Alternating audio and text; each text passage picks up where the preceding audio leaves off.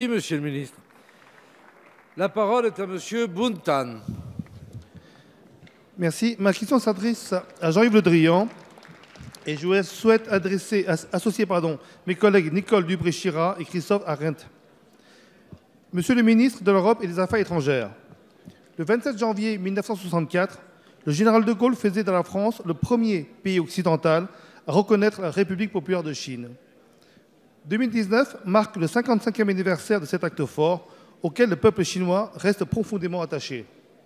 La visite d'État qu'effectue en ce moment même le président chinois Xi Jinping dans notre beau pays témoigne de cette solide amitié. En 55 ans, nous avons tissé des liens étroits, des liens politiques bien sûr, mais également culturels, économiques et scientifiques que nos deux pays ont élevés en 2004 au rang de partenariat stratégique global. Aéronautique, agriculture, transport ou encore innovation, nos coopérations sont florissantes et participent au dynamisme économique de la France.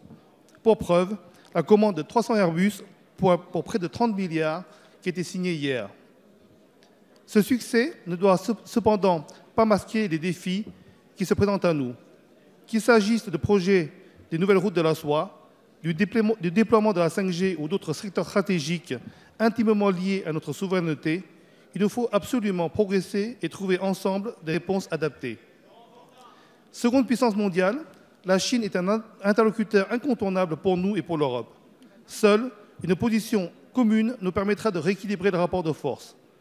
La présence ce matin de la chancelière allemande et du président de la Commission européenne autour d'Emmanuel Macron face au président chinois est un signal fort.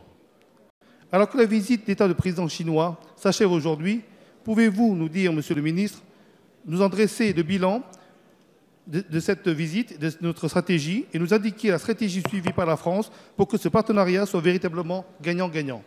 Merci, Monsieur le député. La parole est à Monsieur Jean-Yves Le Drian, ministre de l'Europe et des Affaires étrangères. Monsieur le député Bointon, mesdames et messieurs les députés, la visite du président Xi s'achève. On peut dire qu'elle a été un succès. En tout cas, elle marque une étape importante dans nos relations bilatérales. Vous l'avez dit, monsieur le député, 55 ans après l'établissement des relations diplomatiques entre nos deux pays, il y a des symboles dans la relation bilatérale que vous avez évoqués, ne serait-ce que la commande record de 300 Airbus qui marque le dynamisme de cette coopération.